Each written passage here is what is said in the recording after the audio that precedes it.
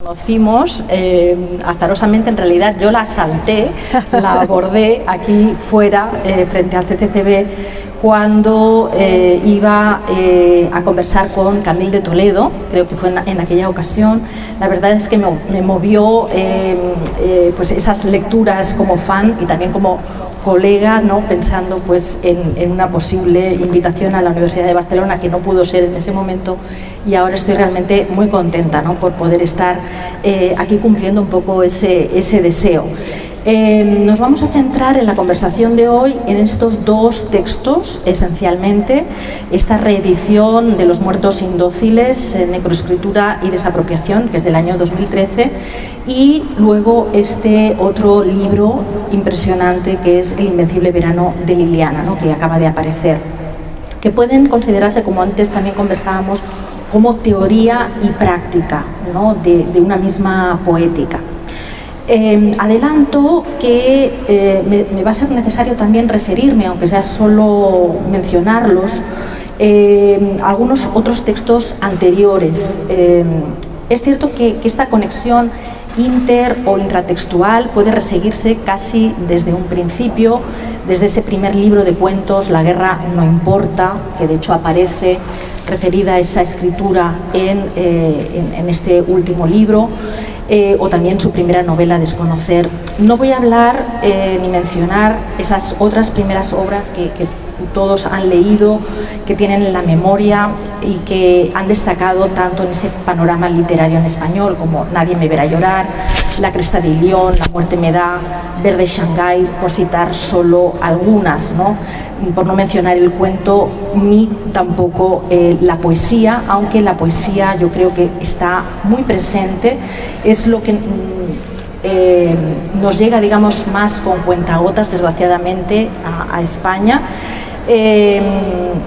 Sí que ha llegado, por ejemplo, los textos del Yo, pero que yo sepa no ha llegado el disco de Newton, 10 ensayos sobre el color, o Viríditas, aunque algunos se pueden encontrar en línea. Sin embargo, desde luego la poesía habita cada uno de los textos, desde los ensayos como también las novelas, o como estas crónicas particulares, estas crónicas autobiográficas de las que hablaremos.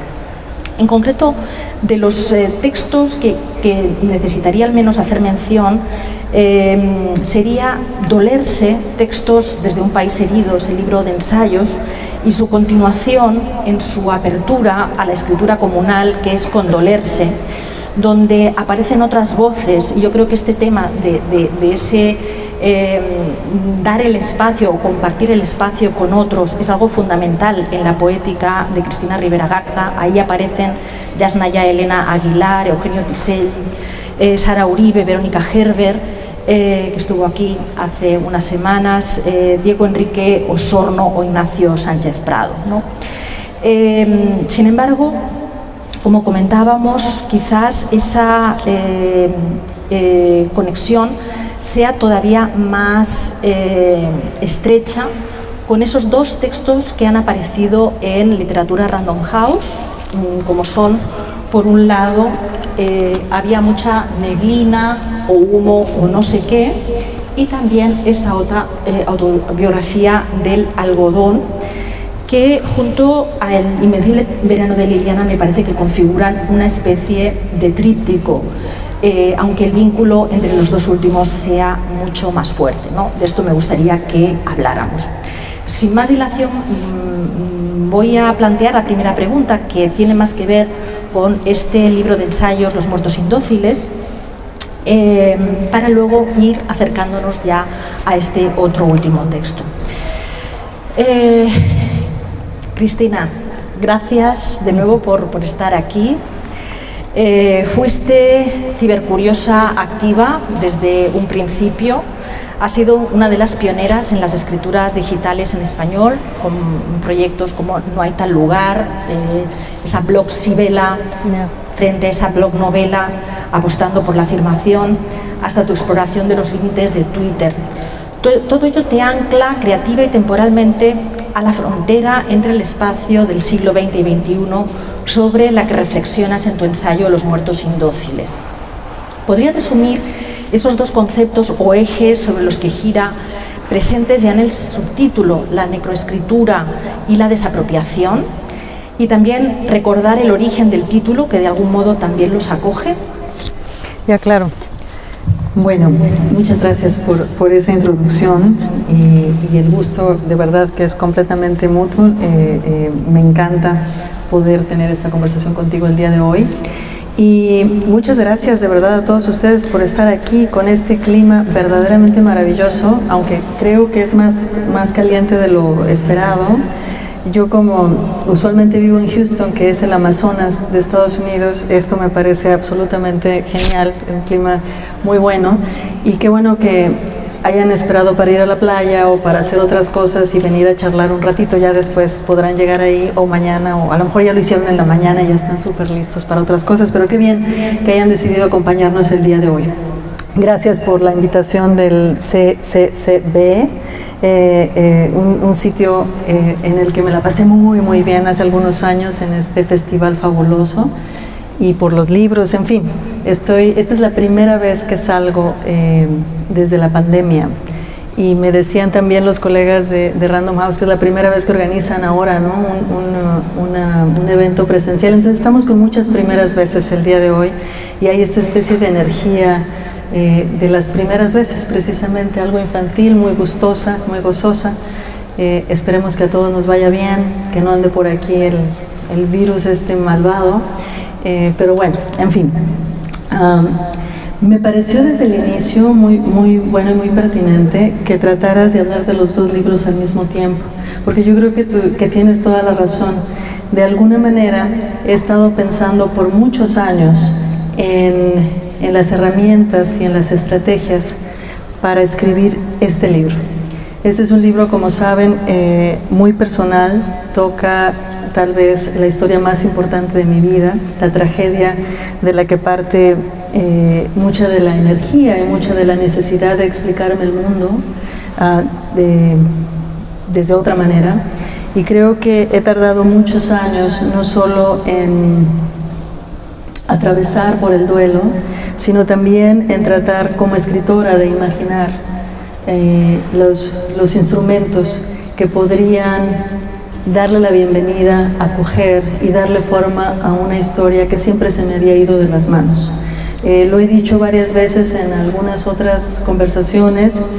Yo había intentado antes escribir este libro, no sabía que se iba a llamar El Invencible Verano de Liliana, antes por supuesto, pero siempre que lo intenté había fracasado rotundamente. Alguna vez le pasé uno de esos manuscritos, de esas copias a mi compañero, y muy honestamente, como siempre, me dijo: la verdad, no creo que sea el libro que quieres publicar sobre este tema. Y yo estuve completamente de acuerdo.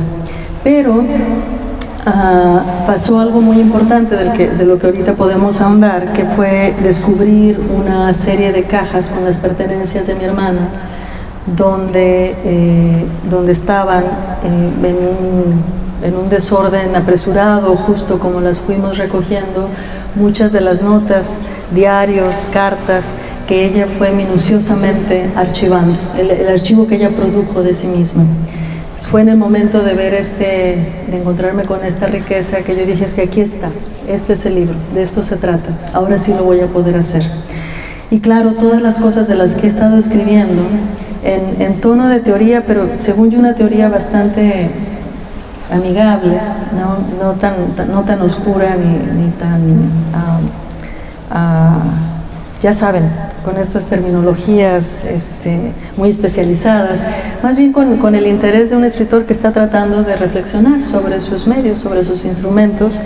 Yo había hablado y reflexionado sobre cómo la violencia nos determina, y cuando queremos ser críticos de esa violencia, el tipo de estrategias distintas que me he visto obligada a considerar para poder producir textos que no reproduzcan esa violencia, que no la confirmen y que por el contrario intenten movilizar energías críticas a su alrededor.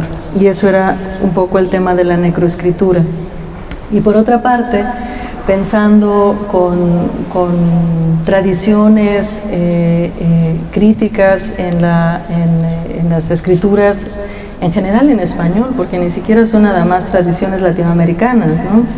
El concepto de desapropiación fue algo que estuvo mucho en discusión y está, creo yo, en discusión de alguna manera subterráneamente, a veces enseña más la cara, con algo que nos ha preocupado muchos y más en tiempos de ahora, ¿no? que es qué tanto roba, de qué tanto se apropia lo literario, ¿no?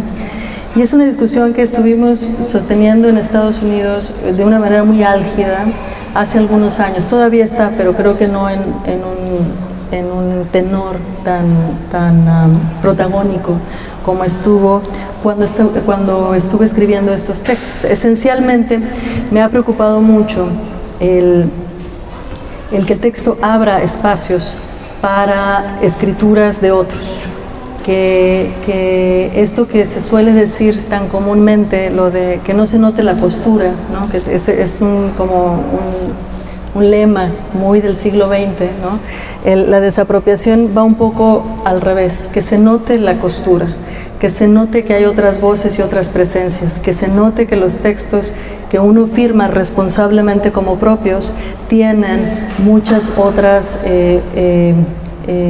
firmas también, vienen de muchos otros lados. Es un texto desapropiativo, una estética desapropiativa, estaría invitando a los lectores a ser también detectives y a estar viendo, identificando, rastreando estas múltiples fuentes que eventualmente van a formar el artefacto compartible que es el libro, ¿no? Digo, ahorita se lo estoy diciendo como súper resumido, pero me llevó unas cuantas páginas hablar de esto. Se parece digo, no es algo enteramente novedoso, insisto, hay tradiciones críticas, tradiciones radicales que han estado hablando sobre esto. Y en el libro hago un énfasis especial en un pensador, en un teórico, Mije, cuyo nombre es Floriberto Díaz, un antropólogo que vivió y murió en la sierra de Oaxaca, en México. Como saben, Oaxaca es uno de los estados con una diversidad cultural, étnica y lingüística enorme, uno de los estados más diversos del país. Y de ahí vivió y ahí creció Floriberto Díaz en una comunidad, en un pueblo, en Ayutla, Tlahuitontepec también. Y parte de su reflexión tenía que ver con el concepto de comunalidad, de cómo producen riqueza y cómo se reproducen como pueblos estos pueblos indígenas mesoamericanos. Y todo lo que hablaba ahí Floriberto, que nada tenía que ver con la escritura en español a finales del siglo XX y el XXI, a mí me pareció que me estaba abriendo formas de ver esta compartencia y esta manera de crear con otros, que tradiciones más occidentales lo concebían, pero creo que tenían más trampas para verlo como procesos de producción concreta, como procesos de trabajo.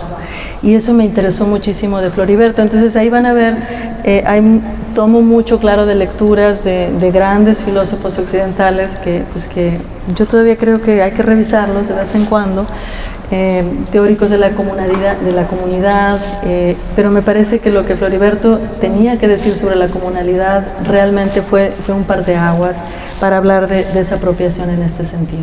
Entonces lo que estoy tratando de decirles aquí es que cuando vi los documentos de mi hermana, era menos un momento de decir, bueno, ahora aquí está el contenido, ¿no?, del libro, y más, digo, porque sí estaba también, pero era más el momento de decir, aquí está la forma del libro también, ¿no? Esta es una escritura en coautoría y por supuesto sabemos que los feminicidios ocurren porque hay alguien que ha decidido borrar a una mujer de este mundo, callarla, quitarle literalmente el aire, y me parecía que si yo hacía otra forma de ficción en la que su voz no fuera la protagonista y la que llevara a cabo todo el entramaje del libro, iba a convertirme en una cómplice del asesino. Entonces encontrar las cajas y encontrar los documentos y encontrar su voz, como ella la dejó, como ella la organizó en el archivo, tiene mucho que ver, como pueden, espero estar haciendo el caso bien, como pueden ver, tiene mucho que ver con este momento teórico que había pensado y con el momento muy personal de decir esto está aquí. Entonces, la respuesta corta tendría que decirte que yo había, sin reflexionarlo de manera consciente, estaba tratando de pensar cómo escribir un libro que no había podido escribir y que era el único libro que no podía irme de este mundo sin escribir. Entonces, asustada por la pandemia, porque bueno, no sabía si la iba a hacer, ¿no? Si iba a sobrevivir o no, y si tenía 3 meses de vida o un poco más de años, era o lo escribes ahora o quién sabe cuándo. Entonces, un poco las condiciones del momento, la muy feliz ocasión de descubrir estos papeles, y lo digo feliz en el sentido muy real, ¿no? de ver ahí una voz muy viva, muy presente, ¿no? Muy acuerpada, ¿no? en el material del papel, que se confunde y se entreteje, por supuesto, con el pesadumbre y la rabia, pero que también es importante en ese momento. Y la cuestión de decir es que todo lo que he estado pensando es útil, no son nada más estas reflexiones que me encantan, por otra parte, de estar tratando de ver de qué se trata mi oficio, pero en términos muy concretos es, esto es a lo que iba. Para eso estuve pensando todos estos años, este tipo de cosas, ¿no? Efectivamente, ¿no? Cuando tú te encuentras con esas cajas, ¿no? Que en algún momento las llamas las cajas de Pandora, sin saber qué ibas a encontrar en un primer momento, el miedo a abrirlas, a qué encontrarse dentro.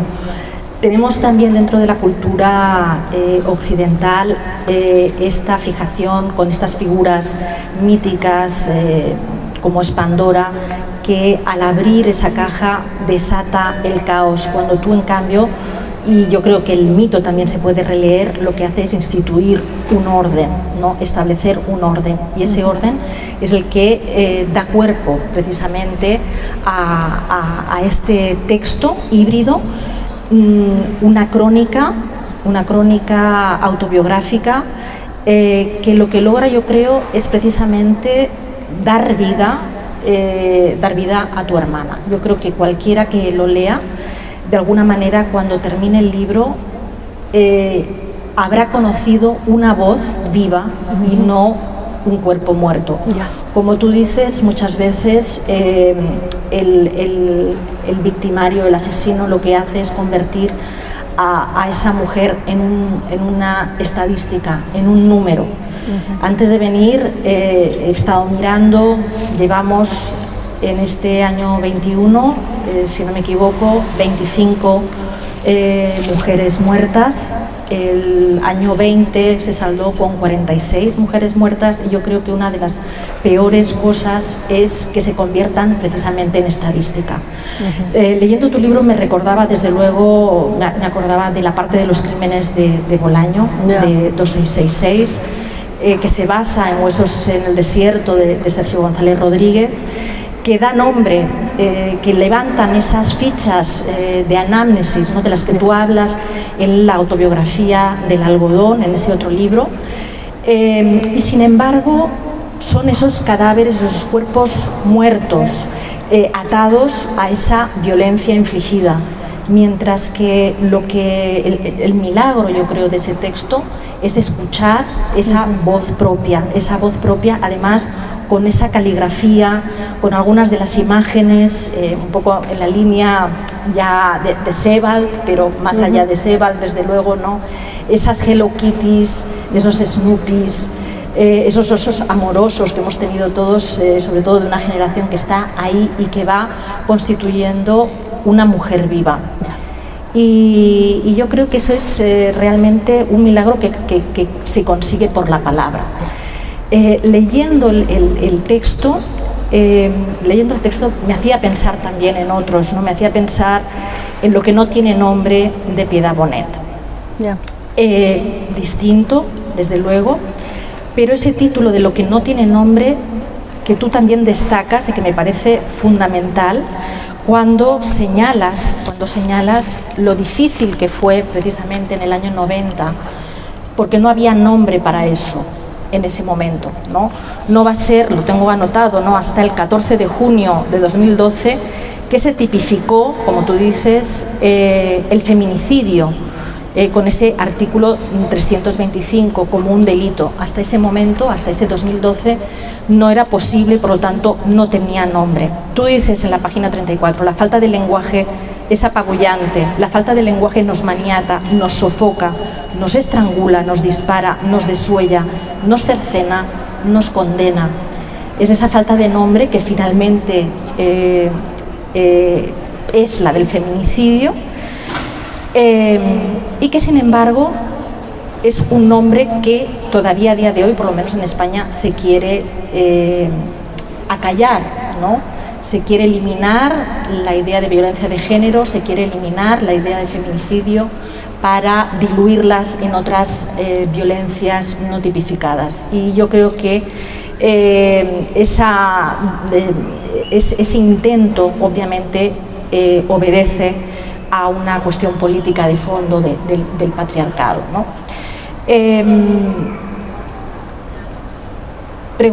Te quería preguntar, ¿no?, por esta cuestión del nombre, que yo creo que tiene que ver también con esa imposibilidad de escribir sobre este tema, al menos directamente. Yo creo que sí que has estado escribiendo de forma como en círculos, ¿no?, acercándote a otras violencias, acercándote a otros, como sobrevolando, aunque siempre ha estado presente en esas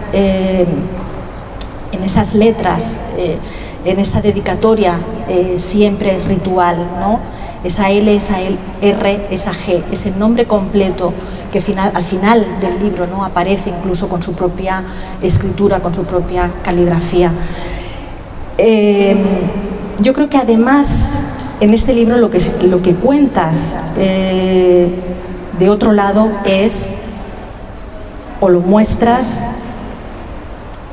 lo que es el estrés postraumático, el síndrome del estrés postraumático, lo que representa no poder escribir directamente sobre algo tan absolutamente doloroso.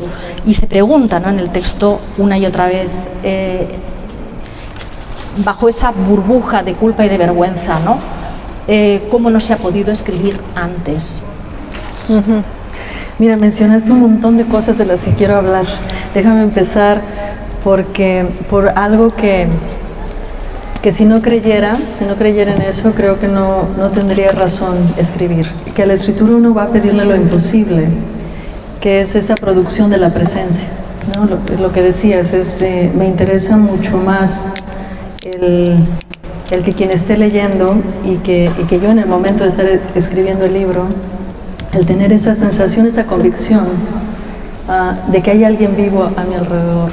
Y creo que es algo por lo que seguimos leyendo en general, porque estamos produciendo realidad, y porque hay una manera en que este lenguaje se transforma en carne, se transforma en hecho a nuestro alrededor. Y claro, algunos dirán eso es imposible porque estamos hablando sinceramente de resurrección, ¿no? Y lo que les digo es que si eso no ocurriera con los libros y la literatura, poco caso tendría leerlos, ¿no? Entonces, si voy allá es para eso. Y en este caso, regreso y ahora ofrezco el libro, y algunos de los comentarios como el que me acabas de hacer es que conocen a Viviana, conocen a mi hermana, se quedan con una idea de quién es. Se parece mucho a muchas de nosotras, ¿no?, de esas generaciones, se parece incluso a jóvenes de hoy. Entonces ese reconocimiento y esa articulación, me parece que eso es parte de convocar una presencia, de abrir espacio en el libro para que esta presencia pase por ahí, por sus letras, y ande aquí con nosotros, que es el gran poder de lo literario, ¿no? Eso es maravilloso, del arte en general, ¿no? Y la otra cosa, y creo que tendría que iniciar diciéndolo, siempre trato de decirlo muy serenamente, pero lo que me convoca en el libro es un hecho concreto y puntual, que el 16 de julio, hace 31 años y 2 días, hoy, mi hermana no alcanzó a ver el amanecer del 16 de julio porque fue asesinada por un exnovio, cuyo nombre también lo menciono porque sigue prófugo, Ángel González Ramos, que se negó a aceptar un no como respuesta, ¿no? En esa época, en 1990, la manera en que se contó esta historia utilizaba con mucha facilidad conceptos en boga en ese tiempo, como es el de crimen pasional, que no hemos dejado de usar, por cierto, que todavía andan por ahí en las páginas de los diarios y en nuestras conciencias. El problema con contar esta historia a través del lente del crimen pasional es que el crimen pasional, de manera clara, aunque subterránea, ¿no? Culpa de todo a la víctima y exculpa de manera implícita al victimario. Porque bueno, es un momento de pasión, y sucede que ahí estaba una mujer, y sucede que ahí estaba un hombre y ¡plap!, la mató, ¿no? Y en esa historia, en esta narrativa, pues parece todo tan explicable, ¿no? Hasta que uno se empieza a preguntar, bueno, ¿por qué? ¿Por qué estaba ahí? ¿Por qué ese desatar de las pasiones es normal? ¿Por qué pensar que quitarle la vida a alguien, cualquiera, pero especialmente a una mujer que se ha dicho amar, ¿no? ¿Por qué tiene sentido? Y es precisamente, yo creo, la dificultad de contar una historia como esta, con el lenguaje cargado del patriarcado, lo que dificultó mucho, lo que a mí me dificultó mucho poder escribir esta historia, porque traer la colación con ese lenguaje era como si confirmara los hechos a la manera en cómo lo contó el patriarcado, ¿no? Como si me convirtiera también en cómplice del asesino otra vez.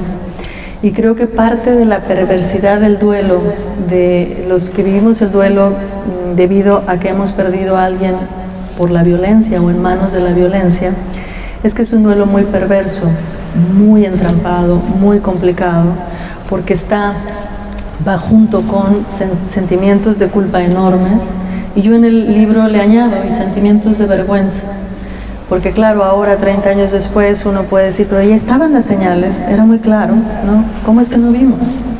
Y no vimos, ha sido parte de todo el proceso de escribir, porque nadie ha querido ver, porque hay un lenguaje que impide ver y que explica las cosas de otra manera a modo de que le va bien al sistema en el que vivimos, ¿no? Que es la llamada naturalización de la violencia en contra de las mujeres, y lo que hace que a veces pensemos que la guerra contra las mujeres, que es lo que creo que vemos en términos de cifras, ¿no? De nuestras camaradas caídas, ¿no? Todos los datos de asesinatos, es parte de una máquina que, bueno, si ya me piden mi opinión, que empieza con procesos extractivos, económicos, y que vemos después reflejarse en el ámbito de lo doméstico, pero también en la arena pública, ¿no?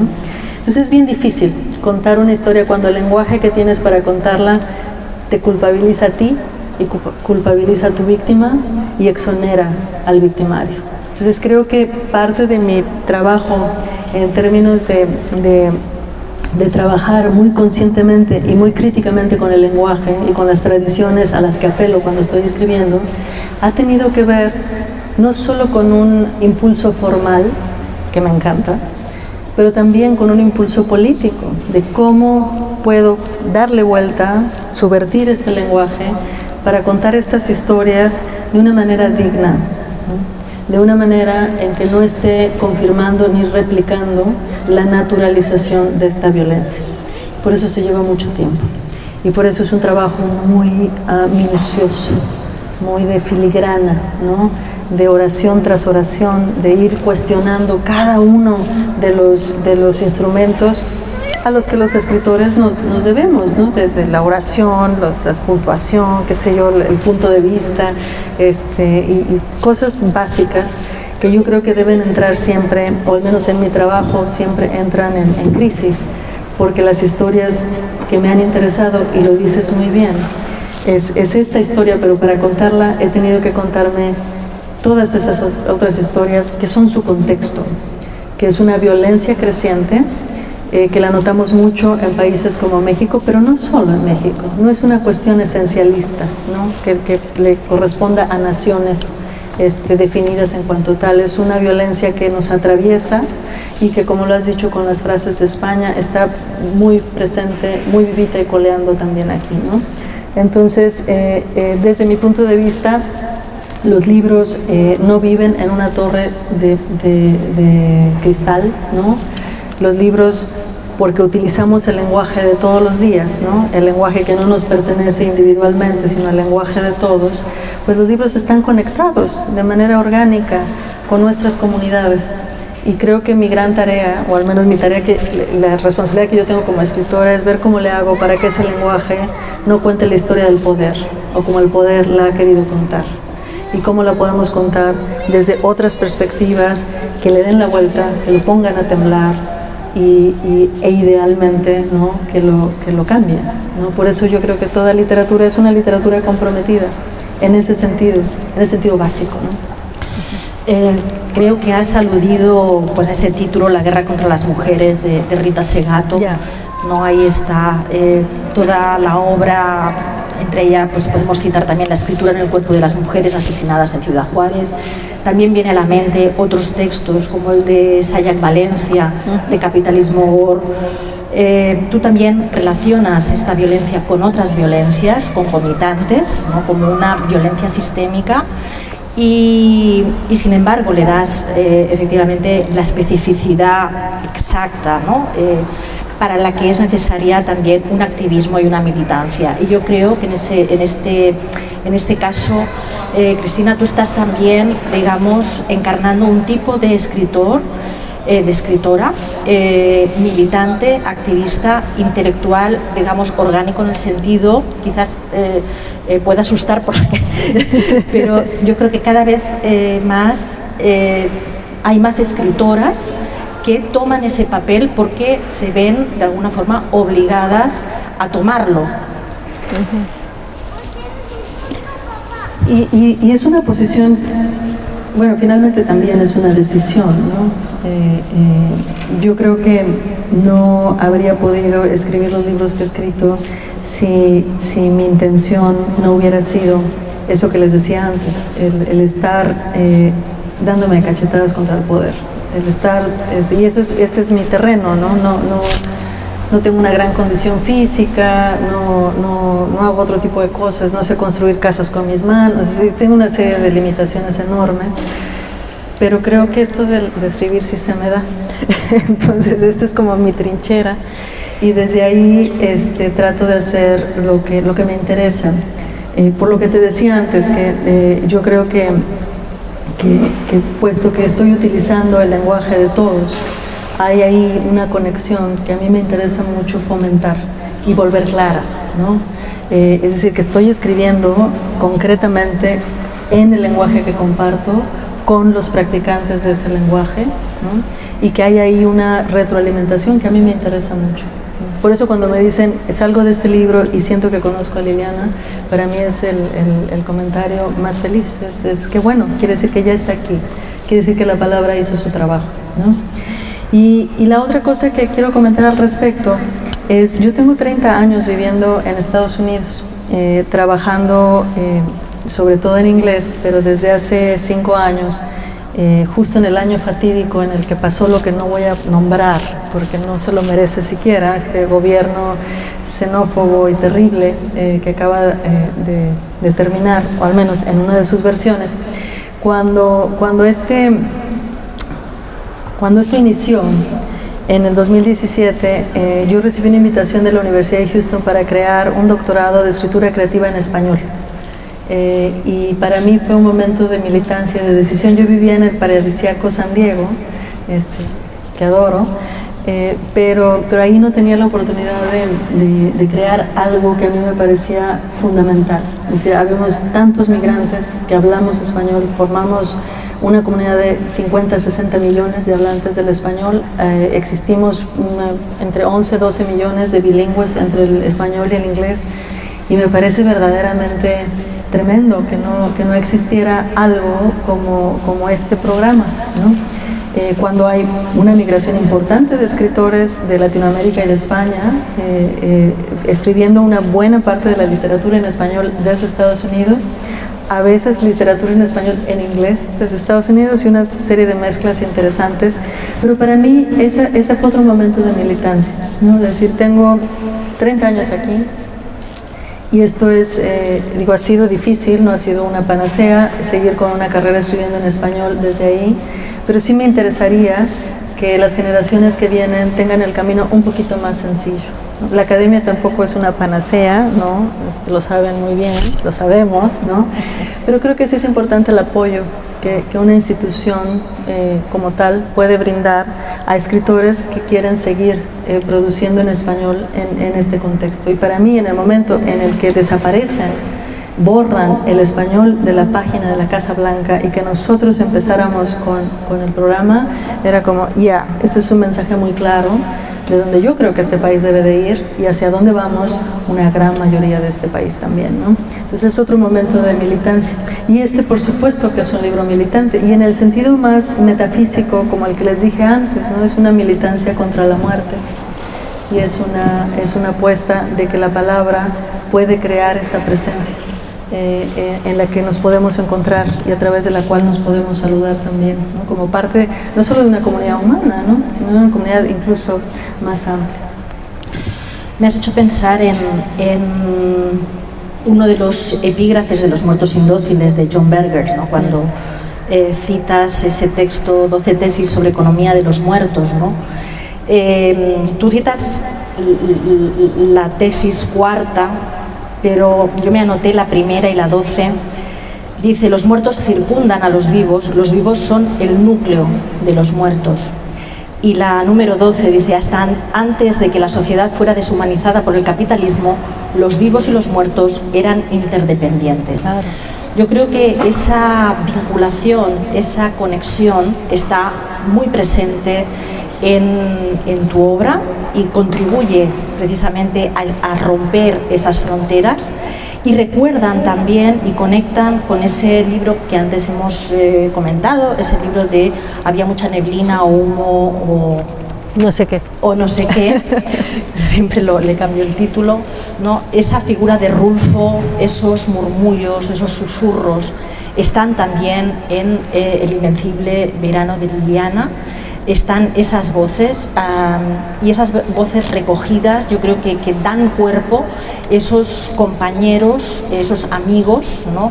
No solo la voz del archivo de Liliana, sino la voz de quienes la querían, de quienes la acompañaban, de quienes era uno de ellos, ¿no? Y esos capítulos, el quinto, el sexto y el séptimo, ¿no? Que se articulan a partir de las voces de los recuerdos, ¿no? Que recuerdan de alguna manera a Pedro Páramo, de alguna forma, esas voces. Qué bonita conexión, ¿no? Recuerdan esas voces. De hecho, leyendo El verano invencible de Liliana, pensé en una frase. Que yo creo que de alguna manera, me dirás si corroboras o no, podría resumirse como: vine a Azcapotzalco porque me dijeron que acá tenían el expediente de investigación 40/913-990-07 de mi hermana Liliana Rivera Garza. Esa conexión, ¿no? Con esa primera frase de Pedro Páramo también. Qué conexión tan hermosa has hecho. No lo había pensado, fíjate. Pero sí, en muchos sentidos creo que de eso se trata, ese es el leitmotiv. Me habían dicho también, por ejemplo, por cierto, hablando del libro que lo antecede a que es Autobiografía del algodón, una exploración de mis antepasados campesinos e indígenas en el norte de México. Mi abuela, que no conocí, se llama Petra Peña. Y a mí nunca se me había ocurrido que Petra Peña es el femenino de Pedro Páramo. Dije, bueno, ok. Acepto por supuesto la sugerencia y la responsabilidad que viene con ese término, pero literalmente son dos piedras, como literalmente son dos piedras masculinas las de Pedro Páramo y estas son las piedras femeninas. Algo tendrá que decir, ¿no? el asunto. Y La otra cuestión, iba a mencionar algo sobre lo de los muertos, sí, la conexión. Y yo no sé si ustedes son como yo, pero yo siempre he creído que mi hermana está conmigo, no tengo la menor duda. Y cuando me pasan cosas buenas, especialmente digo gracias. Y a quien le estoy diciendo gracias es a mi hermana. Y he vivido con esa sensación sin ningún problema. Es decir, no he necesitado ni siquiera el realismo mágico para eso. Y lo quiero decir así porque me parece que no es una cuestión cultural. Sí, me parece que los muertos nos acompañan materialmente. Es decir, hago ahí referencia hacia el final del texto, que los que estudian geología, por ejemplo, tienen un concepto que es el de tiempo de residencia, el tiempo de residencia de las sustancias, lo que tardan en desaparecer en la Tierra. Por eso tenemos grandes problemas con el plástico y con todas estas otras cosas, porque tardan millones de años en desaparecer. Pero también los cuerpos humanos, también los cuerpos de los animales, también las plantas tardan mucho tiempo en desaparecer. Y yo al final del libro hago una reflexión sobre el cloro, porque mi hermana y yo nadábamos juntas, fuimos parte de un equipo de natación. Y cada que yo entro a una alberca, para mí es un ritual fundamental de estar con su presencia física. Es decir, no es una cuestión metafórica, no es una cuestión que, por eso le digo cultural, aunque sé que sí es cultural, pues, pero no es parte de mi imaginación, sino es parte de cómo convivimos materialmente con todas las sustancias, con todos los compuestos de las personas que amamos, que seguimos amando y que siguen estando a nuestro lado, ¿no? Entonces el libro tiene mucho de esa convicción, digamos, nuevo materialista, de que están con nosotros. Yo no le veo ninguna dificultad. A lo mejor sociedades como la norteamericana, que han hecho una definición tan estricta entre los viejos y los jóvenes. Para empezar, los jóvenes nunca ven envejecer a sus abuelos porque los meten, porque los llevan a instituciones especializadas, pero creo que en México o en otros lugares es más común esta convivencia, al ver que pues sí, nos marchitamos, pues sí, tenemos accidentes, uno se quiebra un brazo, es decir, pues es parte de todo un proceso básico del que forma parte también la muerte. Y creo que esa compañía, esta vecindad es algo que es fundamental para este libro, en ese sentido, digamos, muy concreto, ¿no? Creo que también tiene que ver, o puede tener que ver, decías, ese origen indígena que tú remarcas en Autobiografía del Algodón. Hablas de esos pueblos que incluso llevaban los huesos, ¿no? Atados al cuerpo, ¿no? Esos pueblos nómadas que no podían dejar a sus muertos y los llevaban consigo. Y yo creo que en el ámbito rural hay una conexión mucho más cercana. En el ámbito urbano, como tú has dicho, hay una asepsia absoluta, ¿no? Incluso pues el cementerio se recluye, ¿no? Se aparta de la vista, no está ni siquiera presente. Hay quien ni siquiera ha visitado un cementerio y por lo tanto hay esa escisión, hay esa frontera, mientras que quizás, ¿no? En los pueblos, en ese ámbito rural, sea de donde sea en el mundo, hay una conexión mucho más cercana con ese otro mundo que forma parte de este, ¿no? Yo creo también contigo, ¿no? Que está. ¿Te acuerdas hay un texto de Benjamin que me gusta, bueno, mucho me gusta de Benjamin, pero hay uno en particular en el que habla qué distintas son las casas donde ha muerto alguien, y que esa es una experiencia que no hace mucho era una experiencia bastante común, ¿no? Antes de que los ritos mandaran a los panteones fuera de las áreas urbanas y que se especializaran, se profesionalizaran como se ha hecho, ¿no? Los ritos mortuarios. Pero la cuestión está de habitar una casa donde alguien ha muerto, como habitar una casa donde alguien ha nacido también, ¿no? Hay una energía y hay una presencia que creo que es importante. Y yo quisiera estar de acuerdo contigo sobre lo de mis antepasados indígenas, que fue mi gran descubrimiento personal en Autobiografía del Algodón. Yo soy del norte de México, de la frontera, y en México, ese México fronterizo se ha jactado por muchos años de su pasado supuestamente no indígena, ¿no? Y no conocemos Mesoamérica, antes mencioné Oaxaca, pues son partes, regiones de México donde la presencia de pueblos indígenas no solo es el pasado, es mucho el presente. Y el norte ha vivido de otro tipo de narrativa que le conviene a los grandes empresarios norteños, por supuesto. Pero parte del trabajo de autobiografía del algodón, que es una exploración de cómo se fueron organizando unos proyectos de producción de algodón justo en la frontera entre México y Estados Unidos, tuvo que ver con descubrir que al menos de mi lado paterno, mis abuelos habían nacido y crecido en una comunidad, un pueblo indígena cerca de San Luis Potosí, y que habían migrado, como muchos otros, a finales del 19, inicios del 20, resultado de las políticas económicas del porfiriato, y se habían convertido en campesinos sin tierra y trabajadores de minas primero y después labradores, trabajadores agrícolas. Para mí mi gran momento de conciencia fue ver el acta de nacimiento, el acta de matrimonio de mi abuelo paterno, donde se decía claramente ahí, se le describía como indígena. Nadie en mi casa a mí me dijo que eso era parte de nuestra tradición, y por eso te digo, no sé si lo explique eso en general, porque no es una tradición con la que yo haya crecido de manera viva. Nadie en mi casa había mencionado. Sabíamos de la migración, por supuesto, de la pobreza, de las condiciones extremas, pero no de que seguramente hablaron otra lengua, que no sé cuál haya sido, seguramente fue el náhuatl, por la región en donde crecieron, pero para mí era importante poner eso en el texto y también en mi biografía, porque tengo un hijo de 20 y tantos ahorita, que ha crecido en Estados Unidos, hablando ambos inglés y en español, y para mí era fundamental, ¿no? Que supiera, esta es una historia, igual que la historia de Liliana, que es una historia fundamental de la familia y de quienes somos, la otra historia también es fundamental y también ha sido silenciada, y no nada más individualmente, ¿no? Es el tipo de silenciamiento y de borramiento otra vez que naturaliza una cierta forma de violencia. Entonces ahí también va esa otra manera de nombrar, ¿no?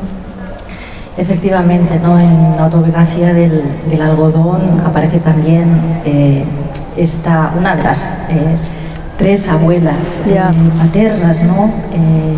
Y aparece también en ese momento esa revelación que te bloquea la escritura.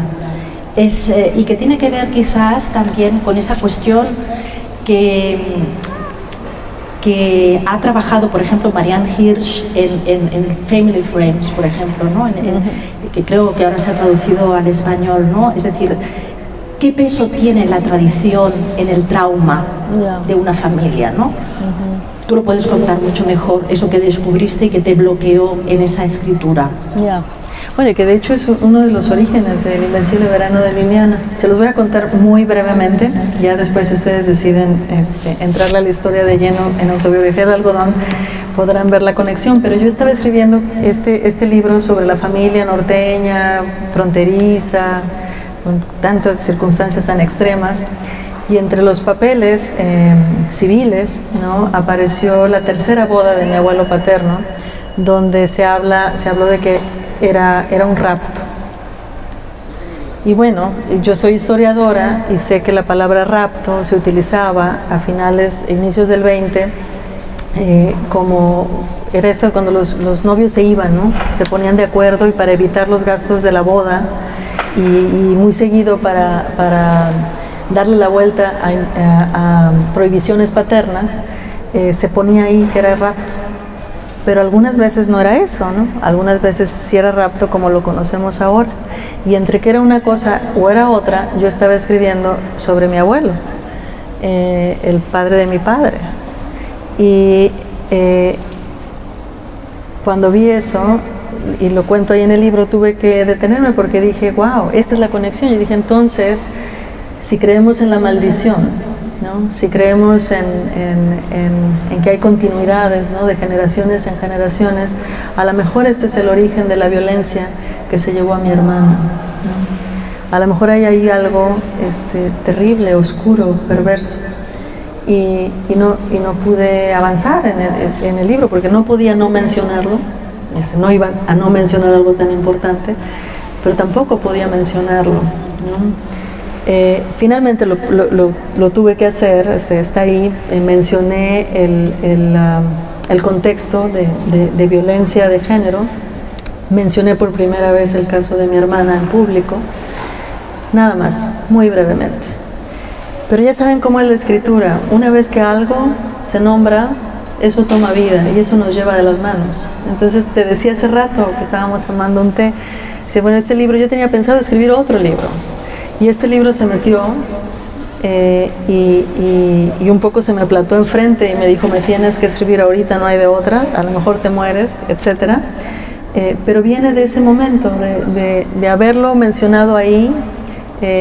Uno adquiere compromisos cuando se pone por escrito, cuando las cosas se ponen por escrito. Y ese yo creo que es el compromiso, y esa mención pues es el cordón umbilical que lleva todas estas otras páginas. Creo que sin esa mención habría sido más complicado el crear el contexto de inevitabilidad de este libro, pero una vez mencionado ahí, ya estaba escrito que esto era lo que seguía, y no el libro que espero alguna vez regresar. Volviendo un poco al principio, a esas otras voces, a esas otras autorías de alguna manera que se comparten, yo creo que tiene un papel muy importante también en este libro el texto de Rachel Louise Snyder, ese texto que va apareciendo, que yo creo que de alguna manera es como un bastón que te ayuda a caminar ese arduo camino. El libro, por cierto, creo que ha sido traducido ya al español, Sin marcas visibles, ¿no? Se llama en español, y es un análisis muy interesante sobre las dinámicas del duelo en condiciones de violencia de género. Lo que ella analiza son los asesinos, los feminicidas, que no solo matan a la mujer, sino a los hijos, a la familia completa.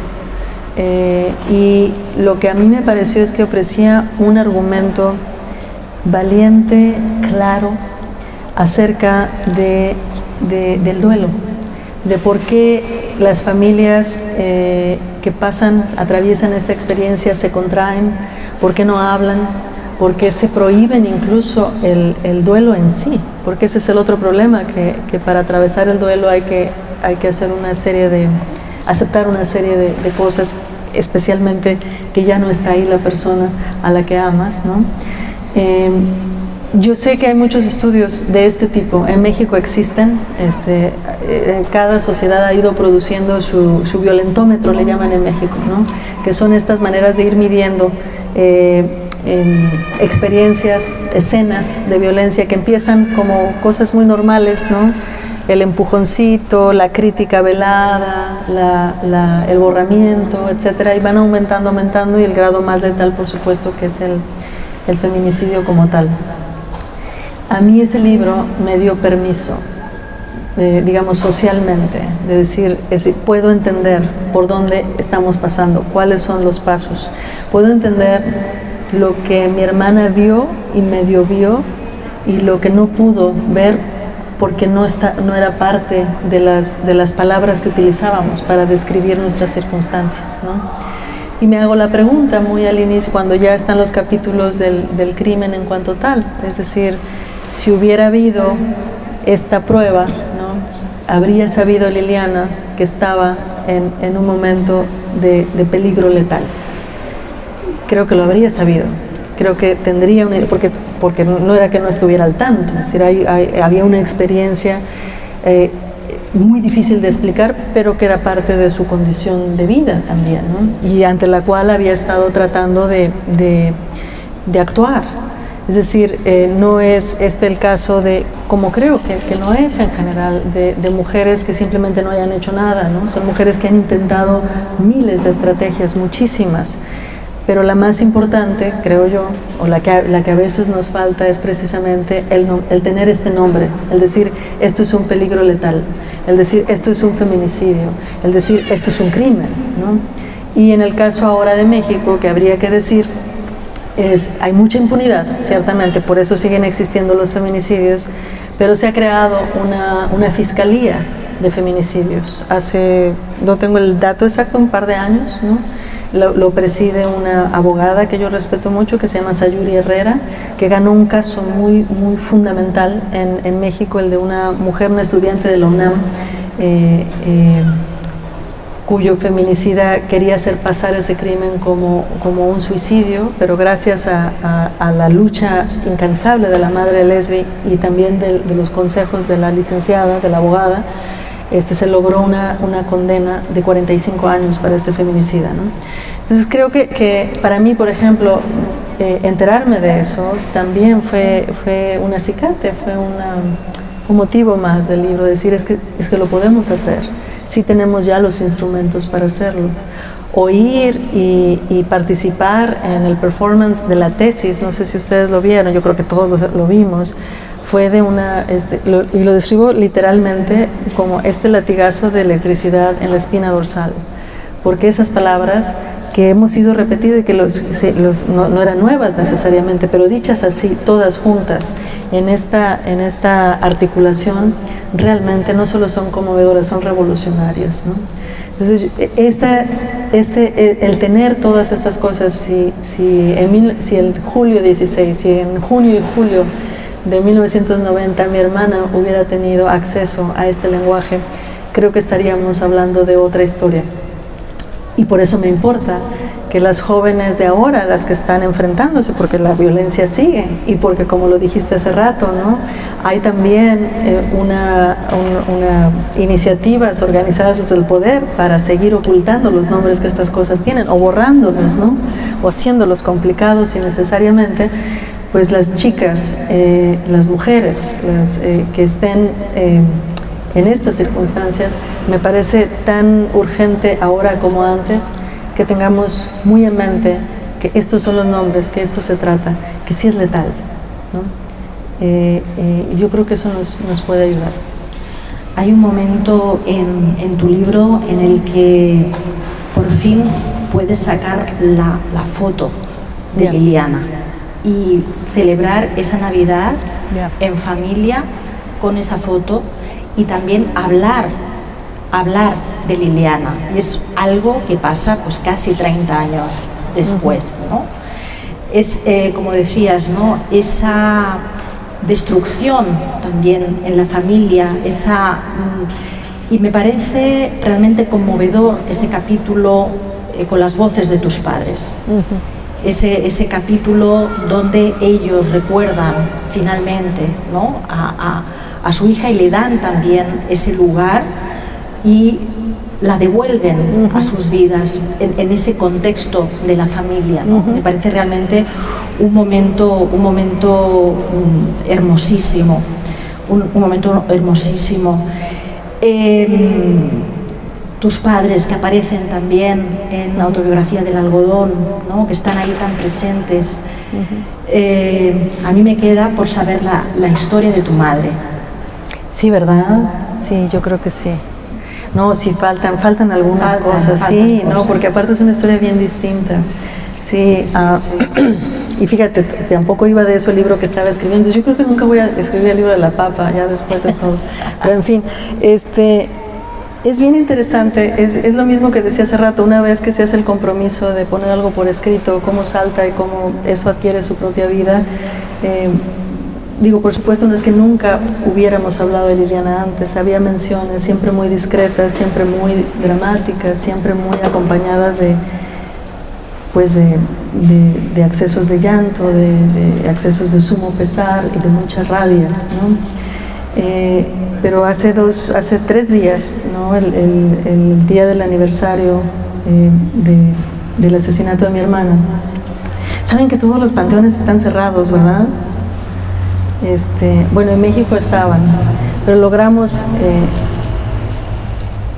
entrar. No voy a contar aquí porque como hicimos eso, vamos a conservarlo aquí en Barcelona. A este lugar y bueno, había muchas tumbas que no han sido cuidadas por tiempo, ¿no? Y el tenor es tan distinto, ¿no? nuestra capacidad de hablar de Liliana, cómo se ha transformado, y el sentirnos tan cerca de tanta gente, de saber que muchos tenían en mente, los que han leído el libro sabían de la importancia de la fecha, y algunos me mandaron mensaje, otros dejaron cosas en Twitter, en Facebook. Esta compañía y esta articulación es fundamental. Yo he dicho que no hay cura hasta que no haya justicia, y lo creo profundamente. No hay perdón y no hay olvido, pero ciertamente de tener un duelo a solas, con la camisa de fuerza de la culpa y la vergüenza, a poder decir esta historia, a ponernos a limpiar la tumba y contar las historias y reírnos, ¿no? Y de decir qué habría hecho, qué habría pasado, con la pesadumbre también, pero con otro tipo de pesar, ¿no? Yo creo que eso es algo que necesitamos en sociedades que están tan cruzadas por la violencia. Hay digamos que somos suertudos de que tenemos una tumba a la cual ir. ¿Cuántas gentes no tienen ni siquiera una tumba a la cual ir, ¿no? Con hechos de desaparición y violencias en mass graves, ¿no? En estas fosas comunes, etcétera. Digamos, en ese sentido tenemos un lugar que podemos cuidar.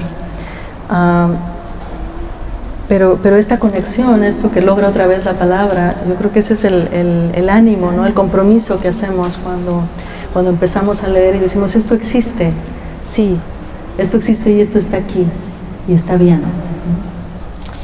Yo confío que esa justicia llegue, Cristina.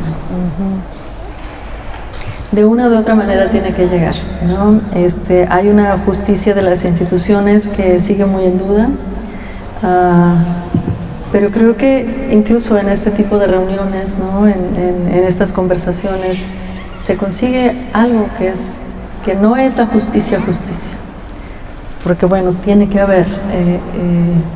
Sí me parece que en estas circunstancias hay un individuo que sigue prófugo, contra el cual se dictó una orden de aprehensión, ¿no? Pero bueno, sí, ojalá que sí, de eso se trata también. Bueno, no sé si hay alguna pregunta entre el público, para no monopolizar. Realmente es un texto del que podríamos hablar toda la tarde, y que nos toca por distintos ángulos, ¿no? ¿Alguien tiene alguna pregunta? Bueno, mientras alguien se decide, nada, un pequeño detalle sin importancia, es que Cristina al final de la sesión firmará ejemplares de estos libros. Si los habéis dejado en casa, estáis de suerte porque disponemos de ejemplares en la librería. ¿Se sabe algo más del prófugo? ¿Hay sospechas? ¿Hay un seguimiento? ¿Se sabe algo más o no? Hay un proceso, del cual no es por lo que esté hablando, pero digamos que no existe un libro así a solas, ¿no? Hay una serie de cosas que se han desatado, que espero que lleguen a donde deben de llegar. Hay una poeta mexicana, Rosario Castellanos, tiene un poema muy hermoso sobre el 2 de octubre, que es una fecha muy triste también en la historia de México, una matanza de estudiantes que se llevó a cabo en la plaza de Tlatelolco. Y ella escribió un poema conmemorativo y ahí decía, esperaba el momento en que la justicia se viniera a sentar a nuestra mesa. Y esa es la manera en que me gusta poner este proceso. Estamos esperando a que la justicia venga a sentarse a nuestra mesa.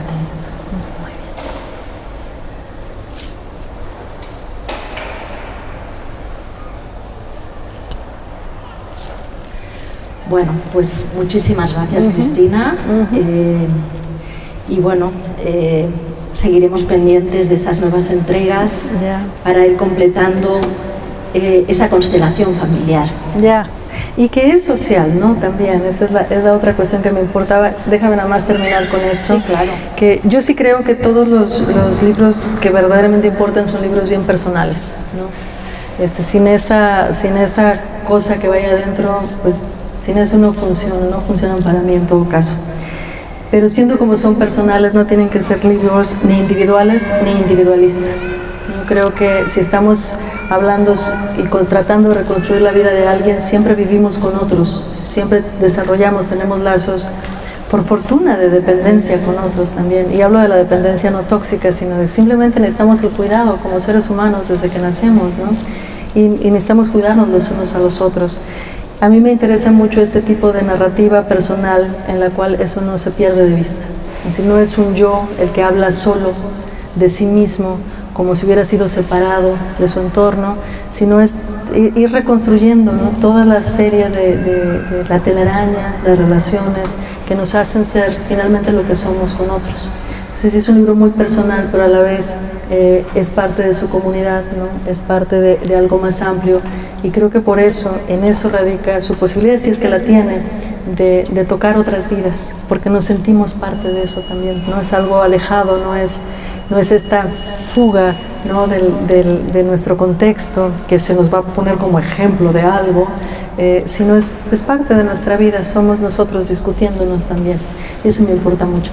Como dices, no es solo una cuestión del pasado, desgraciadamente es del presente y puede ser del futuro, y por lo tanto yo creo que leer El Invencible Verano de Liliana pues puede hacer que muchas jóvenes también se sientan reconocidas y vean o puedan comenzar a ver eso que las acecha y de lo que no son conscientes, ¿no? Yo creo que es una lectura también para estas nuevas generaciones, como tú decías.